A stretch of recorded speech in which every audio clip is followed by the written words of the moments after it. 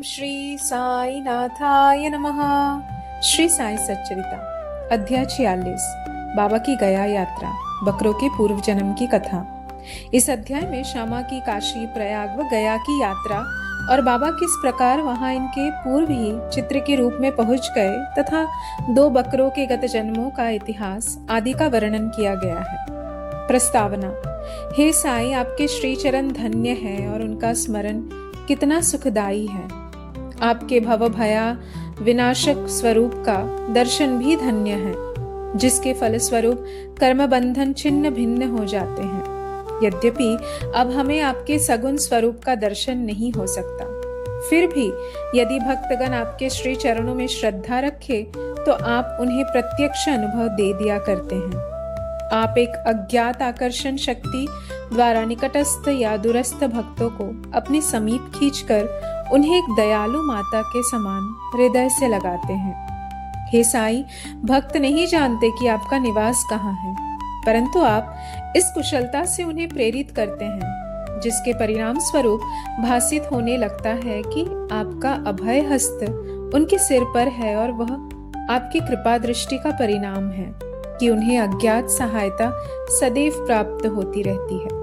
अहंकार के वशीभूत होकर उच्च कोटि के विद्वान और चतुर पुरुष भी इस भवसागर की दलदल में फंस जाते हैं, परंतु हे साईं, आप केवल अपनी शक्ति से असहाय और सुहृदय भक्तों को इस दलदल से उबारकर उनकी रक्षा किया करते हैं। पर्दे की ओट में छिपे रहकर आप ही तो सब न्याय कर रहे हैं, फिर भी आपकी संपूर्ण जीवन गाथा न जान सका।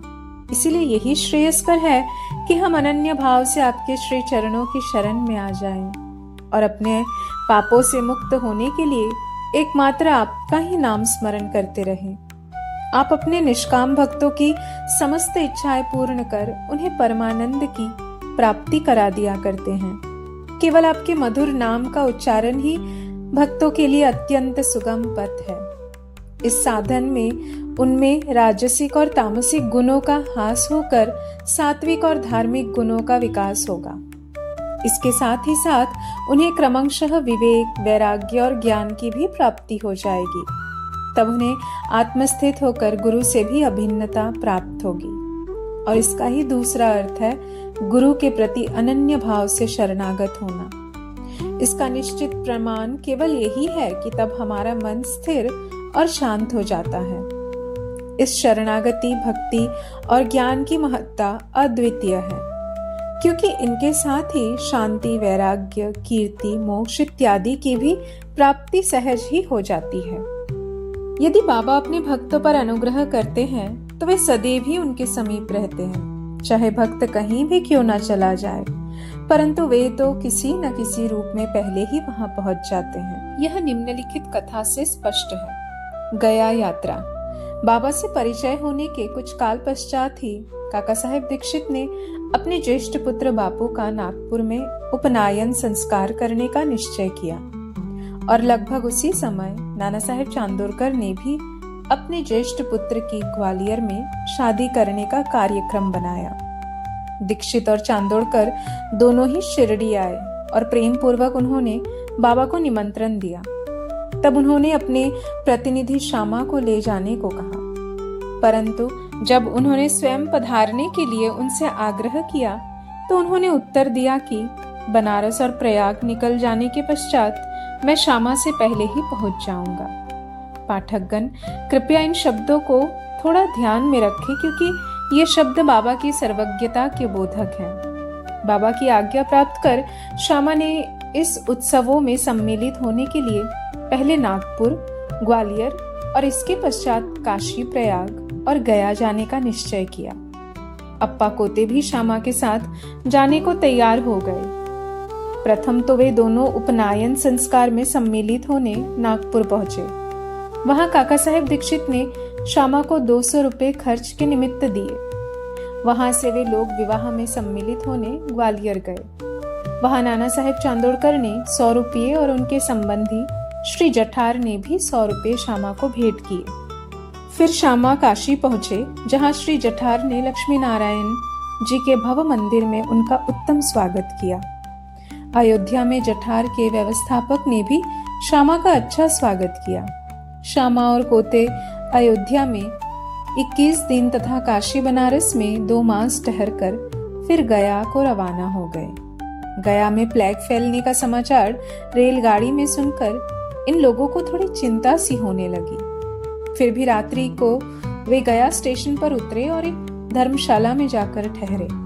प्रातःकाल गया वाला पुजारी, जो यात्रियों के ठहरने और भोजन की व्यवस्था किया करता था, आया और कहने लगा कि सब यात्री तो प्रस्थान कर चुके हैं, इसीलिए अब आप भी शीघ्रता करें। श्यामा ने सहज ही उससे पूछा कि क्या गया में प्लेग फैला है। तब पुजारी ने कहा कि नहीं, आप निर्विघ्न मेरे यहाँ पधार कर वस्तु स्थिति का स्वयं अवलोकन कर ले। तब वे उसके साथ उसके मकान पर पहुंचे। उसका मकान क्या, एक विशाल भवन था जिसमें पर्याप्त यात्री विश्राम पा सकते थे। श्यामा को भी उसी स्थान पर ठहराया गया, जो उन्हें अत्यंत प्रिय लगा। बाबा का एक बड़ा चित्र, जो कि मकान के अग्रिम भाग के ठीक मध्य में लगा था, देखकर वे अति प्रसन्न हो गए। उनका हृदय भर आया और उन्हें बाबा के शब्दों की स्मृति हो आई कि मैं काशी और प्रयाग निकल जाने के पश्चात श्यामा से आगे ही पहुंच जाऊंगा। श्यामा की आंखों से अश्रुओं की धारा बहने लगी और उनके शरीर में रोमांच हो आया तथा कंठ रुध गया और रोते रोते उनकी घिंघियां बंध गईं। पुजारी ने श्यामा की जो ऐसी स्थिति देखी तो उसने सोचा कि यह व्यक्ति प्लेग की सूचना से भयभीत होकर रुदन कर रहा है। परंतु श्यामा ने उसकी कल्पना के विपरीत ही प्रश्न किया कि यह बाबा का चित्र तुम्हें कहाँ से मिला।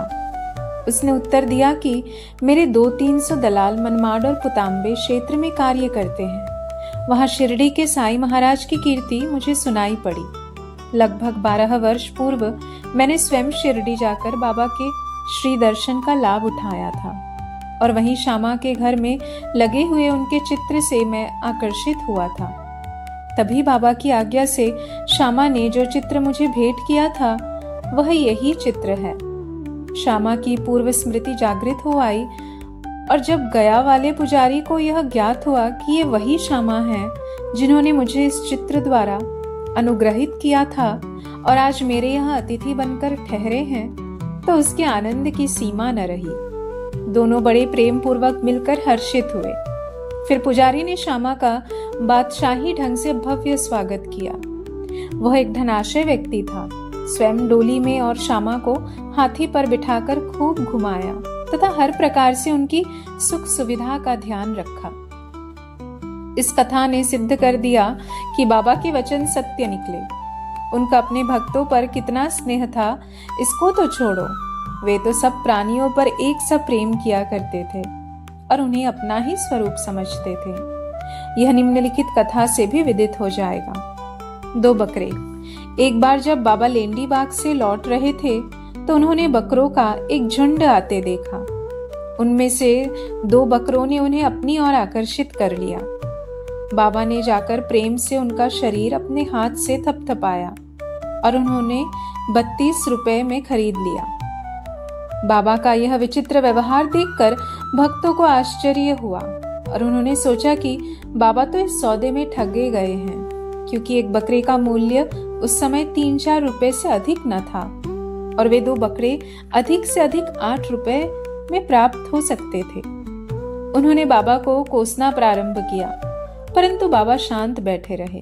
जब श्यामा और तात्या ने बकरे मोल लेने का कारण पूछा तो उन्होंने उत्तर दिया कि मेरे कोई घर या स्त्री तो है नहीं जिसके लिए मुझे पैसे इकट्ठे करके रखने हैं। फिर उन्होंने 4 सेर दाल बाजार से मंगाकर उन्हें खिलाई।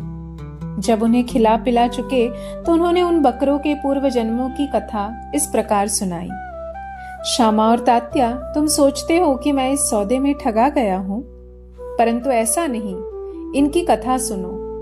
गत जन्म में दोनों सगे भाई थे और पहले इनमें परस्पर बहुत प्रेम था, किंतु छोटा भाई बहुत परिश्रमी था, जिसने पर्याप्त धन उपार्जन कर लिया था, जिससे बड़ा भाई अपने छोटे भाई से ईर्ष्या किया करता था। इसीलिए उसने छोटे भाई की हत्या करके उसका धन हड़पने की ठानी और अपना आत्मीय संबंध भूलकर वे एक दूसरे से बुरी तरह झगड़ने लगे। बड़े भाई ने अनेक प्रयत्न किए, परंतु वह छोटे भाई की हत्या में असफल रहा। तब वे एक दूसरे के प्राणघातक शत्रु बन गए। एक दिन बड़े भाई ने छोटे भाई के सिर पर लाठी से प्रहार किया। तब बदले में छोटे भाई ने भी बड़े भाई के सिर कुल्हाड़ी चलाई और परिणाम स्वरूप वही दोनों की मृत्यु हो गई। फिर अपने कर्मों के अनुसार ये दोनों बकरी की योनि को प्राप्त हुए। जैसे ही वे मेरे समीप से निकले तो मुझे उनके पूर्व इतिहास का स्मरण हो आया और मुझे दया आ गई। इसीलिए मैंने उन्हें कुछ खिलाने पिलाने तथा सुख देने का विचार किया। यही कारण है कि मैंने इनके लिए पैसे खर्च किए जो तुम्हें महंगे प्रतीत हुए हैं। तुम लोगों को यह लेन देन अच्छा नहीं लगा, इसीलिए मैंने उन बकरों को गरिए को वापस कर दिया। केवल मनुष्य ही नहीं, सभी प्राणियों के लिए बाबा के हृदय में अपार प्रेम था।